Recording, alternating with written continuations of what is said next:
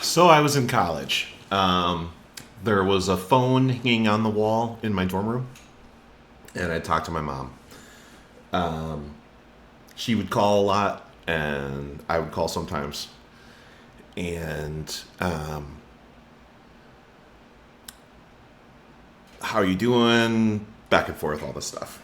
And then, I got a story for you. My mom says, your dad was flying through an airport and making a connection to another flight. And he goes into,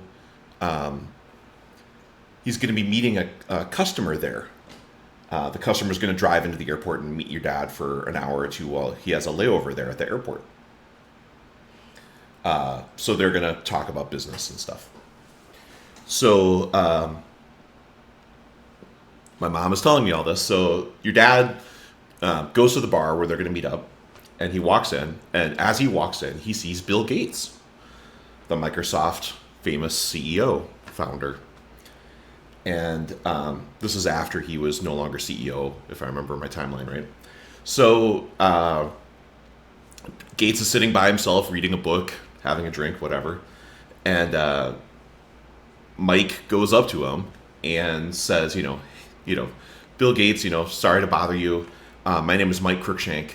It's a tremendous pleasure to meet you. Didn't mean to interrupt. I want to pull a prank on a friend of mine. He's going to be meeting me here in a few minutes. We're going to talk for a while. As you're leaving, would you mind standing up and coming over and saying hi? And it would just really impress my friend. I think that'd be really cool. And Gates is like, okay, sure. Mike Cruikshank, okay. So my dad sits down. A little bit later, the other guy shows up. My dad and this client or whatever are talking for a while. And Gates stands up, walks over, and says, "Oh, hey, Mike Cruikshank, nice to see you." And my dad looks up at him and says, "Fuck off, Gates, I'm with a customer. Can't you see I'm busy?" So I'm howling with laughter. I can't believe the story. It's too good. It's getting late at night talking to my mom on the phone. I'm just laughing and laughing at the story.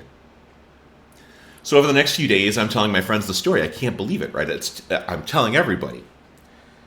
A few days later, I'm talking to my mom and, still just like living in the moment of the story.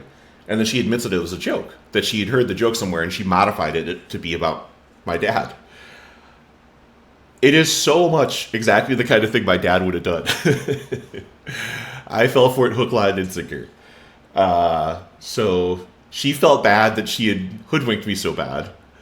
I still love the story because it's exactly the kind of thing my dad would do. It's a great joke. I think it's pretty funny. So that's a story about my mom and my dad.